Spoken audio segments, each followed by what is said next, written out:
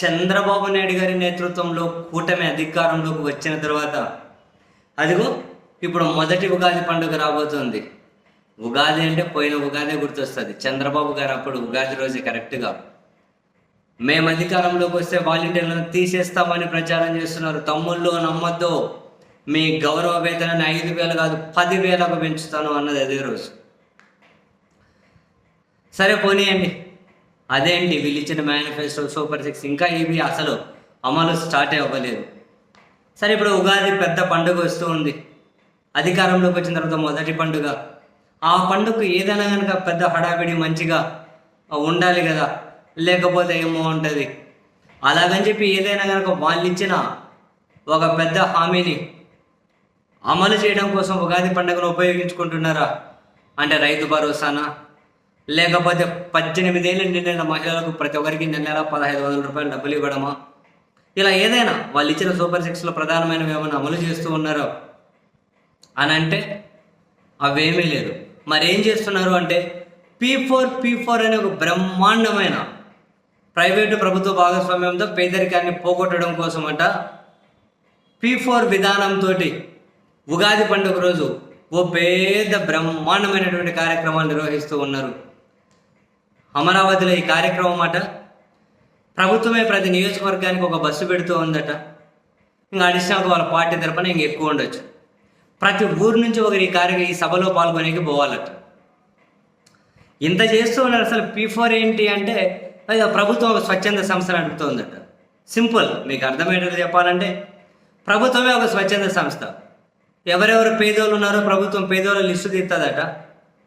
డబ్బున్నోళ్ళు ఉన్నారు కదా, డబ్బున్నోళ్ళు సాయం చేస్తామంటే ప్రభుత్వం ద్వారా పేదోళ్ళకు సాయం చేయాలట.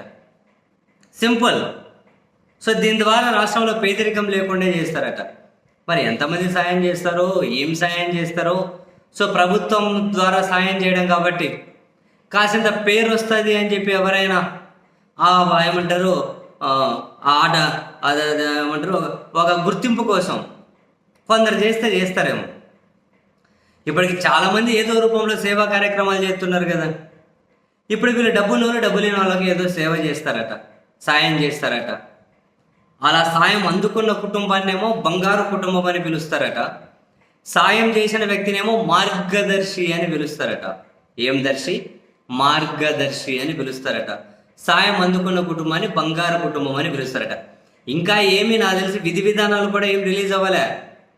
వాళ్ళు డబ్బులు ఎక్కడికి పంపించాలి, డబ్బులు పంపించిన తర్వాత దానికి అసలు అకౌంటబిలిటీ ప్రభుత్వం దగ్గర ఏంటి, దీన్ని కానీ ఏమైనా కనుక దోచుకోవడాలు ఉంటాయా, లేకపోతే అదిగో బంగారు కుటుంబాలు వాళ్ళకి సాయం చేసి వీళ్ళకి సాయం చేసామని చెప్పి ఇది కానీ మధ్యలో ఎవరైనా తినేస్తారా?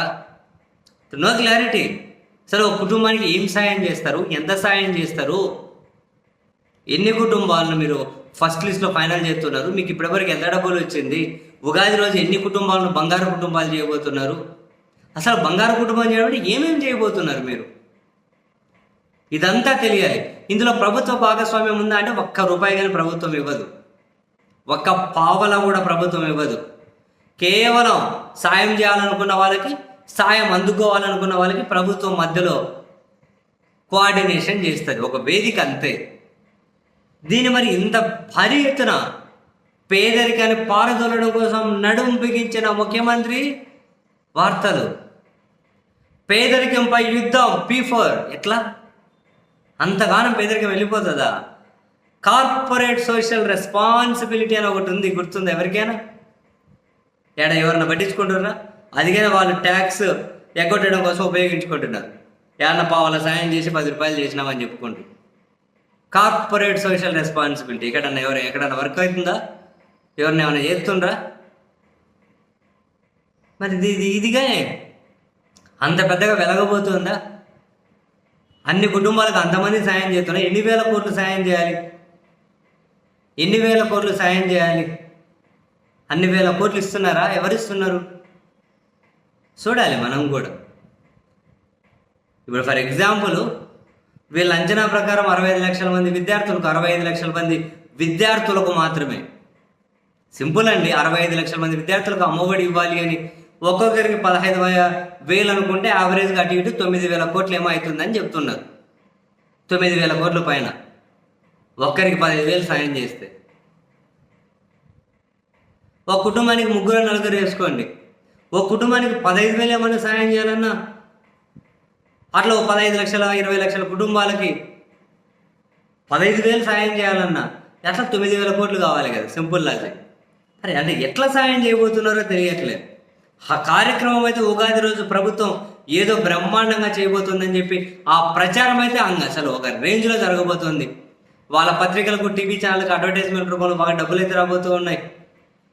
ఇంకా వాళ్ళు ఇంక బ్రహ్మాండంగా దీన్ని ఇక రాష్ట్రంలో పేదడు అనేవాడే ఉండడు అనే విధంగా వీళ్ళైతే దాన్ని ఇక స్క్రిప్ట్ రైటర్లు కూర్చొని ప్రచారం అయితే చేస్తారు. మరి నిజంగా పేదలకు ఎంత ప్రయోజనం కలుగుతుందో కానీ చూడాలప్ప మరి.